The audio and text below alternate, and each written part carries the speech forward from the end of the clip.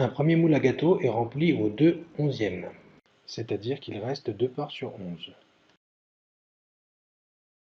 Dans le deuxième moule, il reste 1 part sur 5, soit 1/5. On pourrait être tenté pour additionner ces fractions d'additionner les deux dénominateurs, c'est-à-dire en fait d'espérer trouver une nouvelle fraction sur 16, et donc que les parts viennent s'insérer dans un moule en 16e.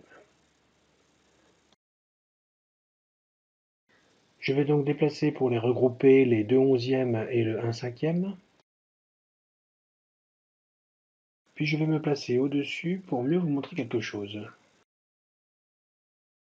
Avec le tout petit trou qui est ici, on voit que les 2/11 en rouge ne représentent que presque 3/16, mais pas tout à fait.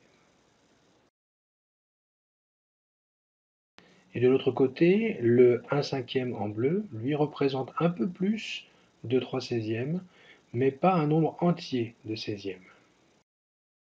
Alors on pourrait essayer de compenser le manque d'un côté par le surplus de l'autre côté, mais comme le supplément est beaucoup plus gros que le petit manque, eh bien cela s'avérera impossible.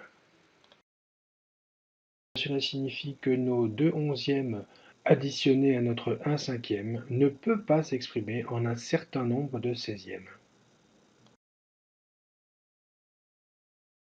Il faut retenir que lorsque deux fractions n'ont pas le même dénominateur, le résultat de leur addition n'est pas évident.